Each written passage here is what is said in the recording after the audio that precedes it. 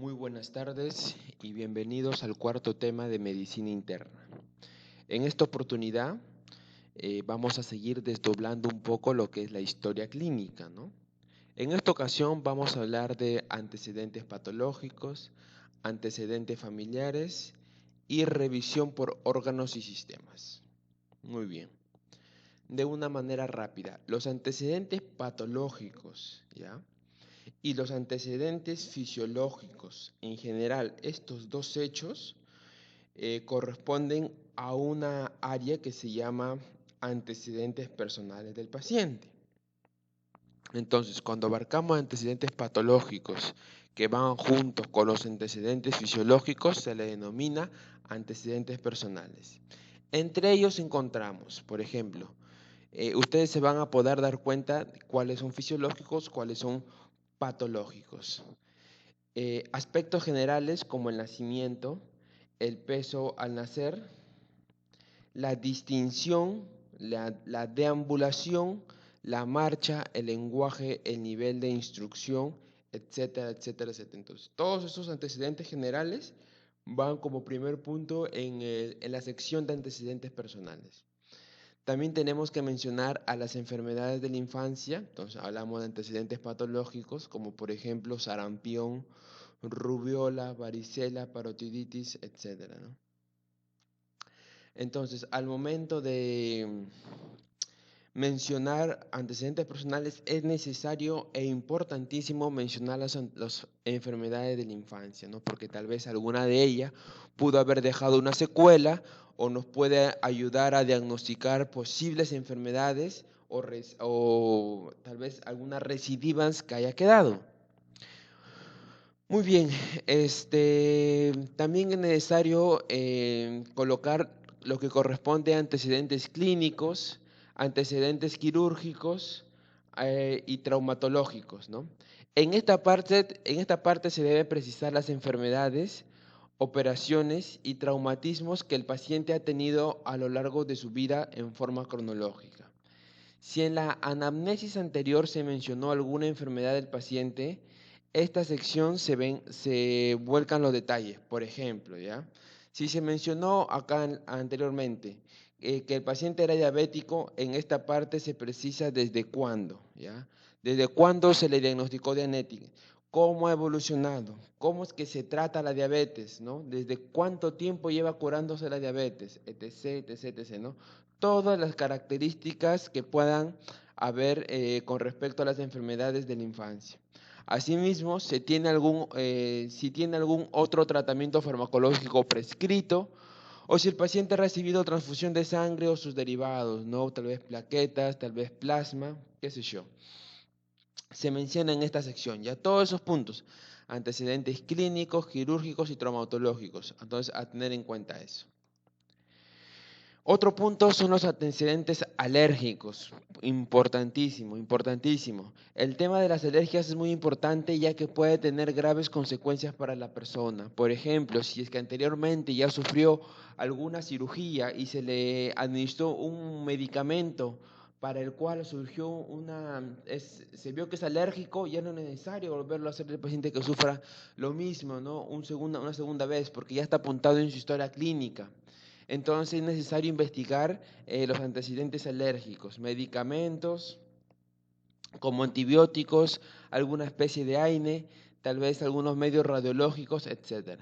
En la clase de alimentos es necesario precisar si es que son alérgicos a mariscos, a pescados, a nueces, a maníes, a huevos, a leche, etc. No, toda la clase de alimentos a las que puede presentar alergia el paciente.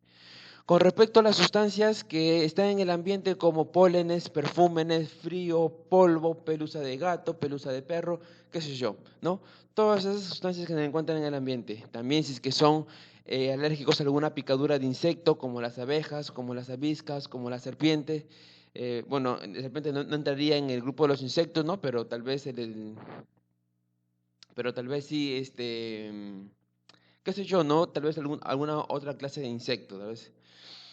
Bueno, en el caso de las mujeres, obviamente, ya le hemos dicho que la clínica, la historia clínica de las pacientes se pueden redirigir o dirigir a una entidad más específica, dependiendo del sexo, dependiendo la edad de la persona, ¿no? Por ejemplo, para las mujeres, antecedentes ginecobstétricos, ¿no? Es necesario hablar de la menarquía, en específico de la edad de la primera menstruación. También es necesario hablar de la edad en que la mujer dejó en forma natural de menstruar, hablamos de la menopausia. Es necesario también mencionar las características de la menstruación, los días de la duración, la frecuencia, la presencia de dolor, la fecha de la última menstruación también es importante mencionarla, ¿no? Esto se va a definir con un término que se denomina FUN. FUN, si es que encontramos en la historia clínica, hablamos de última fecha de la última menstruación. Es necesario también informar al encargado al encargado de elaborar la historia clínica el número de partos que ha tenido la paciente, el número de embarazos, si todos fueron concluidos, si no fueron concluidos, si es que presentó algún aborto, si es que no los presentó, las dificultades, las clases de parto que ha tenido, si es que han sido naturales, si es que han sido por cesáreas, si es que ha tenido pérdidas, si es que ha tenido embarazos ectópicos, si es que no lo ha tenido, si es que no sabe si alguna vez estaba embarazada, el qué sé yo. Entonces, toda esa información con respecto a los embarazos también es necesario colocarlo. Ahora, con respecto a la inmunización, según el cuadro clínico que presenta al paciente, pueden ser importantes señalar las inmunizaciones que el paciente ha recibido. Si es que ha recibido tal vez algunas vacunas, ¿no? Por ejemplo, acá dice, ¿no? Los adultos podrían recibir vacunas contra la influenza, contra la hepatitis A, B, neumococo, Haemophilus influenzae, o recibir dosis de refuerzo contra el toxoide tetánico, si es que el paciente tiene todas sus vacunas, si es que no ha recibido ninguna, si es que ha recibido unas cuantas, ¿no? Es importante señalar toda la información de acá. Por ejemplo, en una historia clínica redirigida a un paciente pediátrico que tiene 6 meses y que la madre nos dice que solamente se alimenta de leche materna y que no ha recibido ninguna vacuna, entonces podemos tal vez llegar a cuál es la causa de los síntomas que padece el paciente, ¿no? También es necesario ver los antecedentes socioeconómicos, ¿no? Cabe recalcar que no es solamente para ver qué tipo de tratamiento se le va a administrar al paciente, ¿no? Porque si bien es cierto que un paciente no puede tener unos ingresos socioeconómicos muy elevados, tal vez puede recibir ayuda de un familiar, ayuda del Estado, ayuda de comunidades que se encargan de dar donaciones a estas causas, ¿no? Entonces, en esta sección se investiga aspectos personales del paciente que permiten conocerlo mejor. La intención de evaluar y comprender cómo afecta su enfermedad y qué ayuda podría llegar a necesitar en el plano familiar, de su trabajo, de su previsión, de sus relaciones interpersonales. También es necesario hablar de la composición familiar, del tipo de casa que habita, si dispone de agua potable, si hay animales domésticos a nivel de educación que tiene, las actividades que desarrolla, la previsión o seguro de salud es disponible, etcétera, ¿no? Quiero recalcar algunas cosas, ¿no? Por ejemplo, existen algunas enfermedades que se producen por la introducción de esporas en el cerebro. Entonces, cabe recalcar qué tipo de material es su casa, si es que es material noble, si es que es adobe, si es que vive en casa de esteras, por ejemplo, personas que viven en la selva, si es que viven cerca al río, cerca a la ciudad, cerca a la carretera, cerca al lago, cerca al mar, cerca tal vez a un desguazadero de autos, cerca tal vez a un basural, qué sé yo, si es que presenta animales, por ejemplo, hay personas que presentan puerquitos en sus casas, entonces tienen un foco infeccioso tal vez, ¿no? O personas que viven en criaderos de gallos, de pollos, tal vez se les puede presentar algunas enfermedades relacionadas con esta. Si es que viven con mascotas, como animales, como gatos, tal vez también puede descartar toxoplasmosis, la pulga de la rata que traen algunos animales. Entonces es necesario mencionar todos estos antecedentes socioeconómicos que son muy importantes a la hora de realizar la historia clínica. Bien, cabe recalcar también hábitos fisiológicos como el apetito, si es que el paciente presenta hiporexia, hiperorexia o anorexia, ¿no? Si es que los pacientes no saben la definición de los términos, es necesario educarlos, explicarles cuáles son esos términos, hablarles con términos sencillos, ¿no?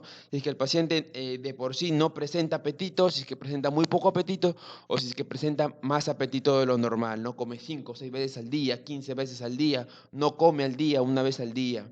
También es necesario ver qué clase de dieta presenta, ¿no? La paciente o el paciente, si es que son pacientes veganos, no veganos.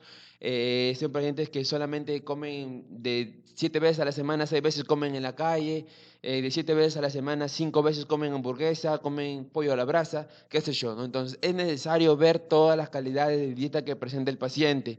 Si es que presenta una dieta balanceada, mixta, una dieta desbalanceada, una dieta carente, ¿no? Con respecto a la sed, también si es que es necesario, si es que el paciente presenta eudipsia, hiperipsia o adipsia, ¿no? El aumento de sed, la baja cantidad de sed o si es posible no toma cantidades de agua. Ahora, el peso habitual del paciente también, ¿no? Con respecto a la talla, es necesario ver la talla del paciente. Si una paciente de 1,70 m no puede estar pesando 40 kilos o 90 kilos, ¿no? Tiene que estar el índice de masa corporal de acuerdo a su talla y su peso. Entonces hay que tener en cuenta esos datos. Si es que el paciente presenta sueños habituales, si es que presenta sueños interrumpidos, si es que se levanta durante la noche, si es que no lo hace. Diuresis, catarsis, también es importante tenerlo en cuenta y preguntarle al paciente, ya lo subrayo, que es importante. Hábitos tóxicos, si es que el paciente consume tabaco en exceso, se fuma una cajetilla de yarra, no fuma una vez a la semana, 2 veces al día, alcohol, medicamentos, santinas o tóxicos. Entonces es necesario preguntarle al paciente todas estas características o hábitos que presenta o no los presenta. El hábito de fumar también es importante en el caso del tabaquismo. ¿Cuántos cigarrillos fuma la persona cada día y cuántos años lleva fumando? Si dejó de fumar en un momento, se precisa la cantidad de años que han pasado y una estimulación de cuánto fumaba. Una forma de resumir esta información es usando el concepto paquetes por año. La ingesta de bebida alcohólica, cantidad de área de alcohol ingerida, se identifica el licor y las cantidades ingeridas. El uso de drogas no legales, consumo de marihuana, cocaína.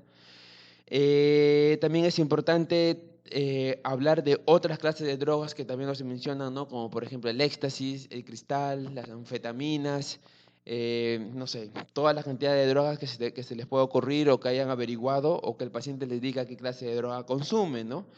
Es importante también identificar qué medicamento está tomando el paciente y en qué cantidad, prescrito o automedicado, ¿no? Se debe precisar el nombre genérico y el nombre de fantasía, la forma administrada y la frecuencia con la que se administra el medicamento, ¿no? Entonces serían todo lo que corresponde a antecedentes patológicos, y no solamente patológicos, sino también fisiológicos. Ahora, muy importante también, hablemos de los antecedentes familiares. Antecedentes familiares van en una sección que se denomina antecedentes heredofamiliares. En esta sección se precisa las enfermedades que presentan o haya presentado familiares consanguíneos, ¿no?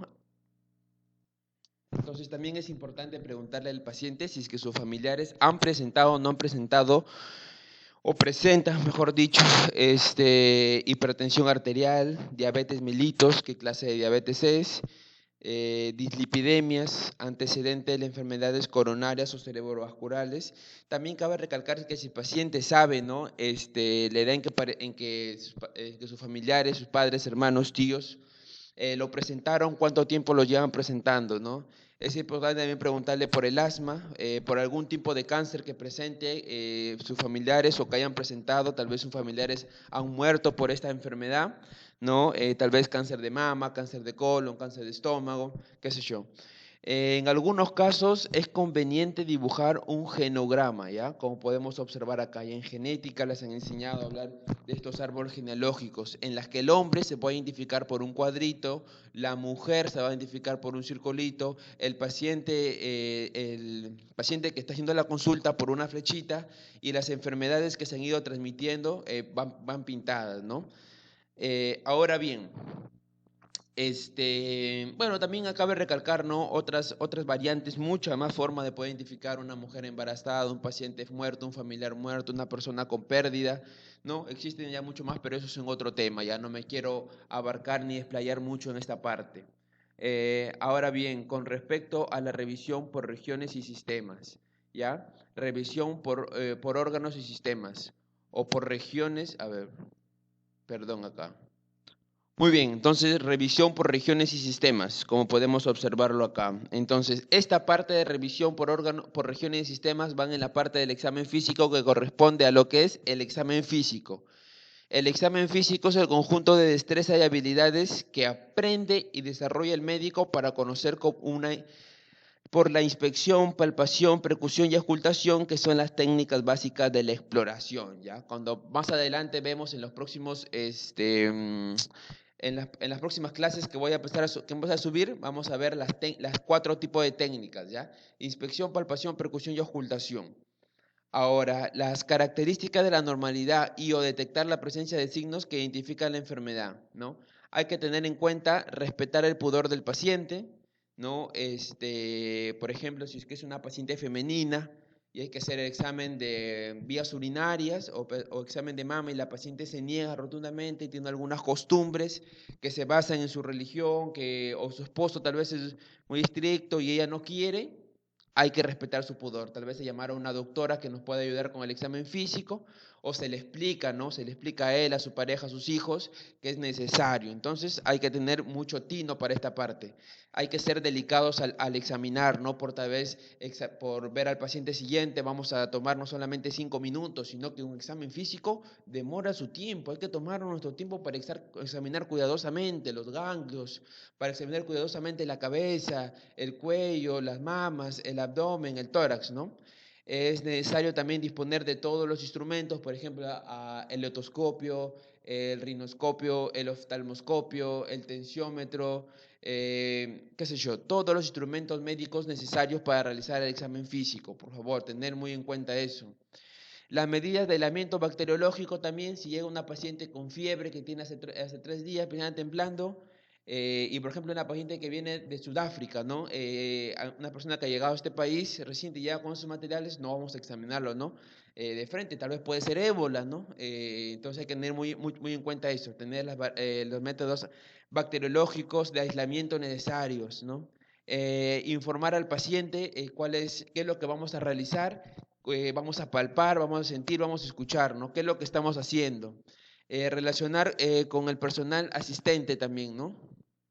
Bueno, las técnicas básicas ya lo expliqué.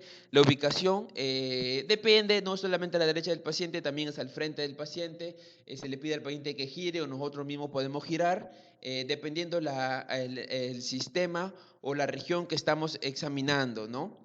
Esta es una foto que le tomé a la parte de la historia clínica en donde vamos a colocar el examen físico por regiones y por sistemas. Ahora, los datos deben anotarse de acuerdo a las siguientes consecuencias. Por ejemplo, a la hora de examinar los controles vitales tenemos que colocar el pulso, la temperatura, la presión arterial, la frecuencia respiratoria, la frecuencia cardíaca. Es necesario también mencionar exámenes generales, un aspecto general, examen de la piel, de las faneras, tejidos celular subcutáneos, sistema linfático y aparato locomotor. A la hora de examinar las regiones de la cabeza, el cuello, el tórax, el pulmón, las mamas, el aparato cardiovascular, el abdomen, aparato genitourinario, sistema nervioso, también es necesario colocarlos en examen regionales.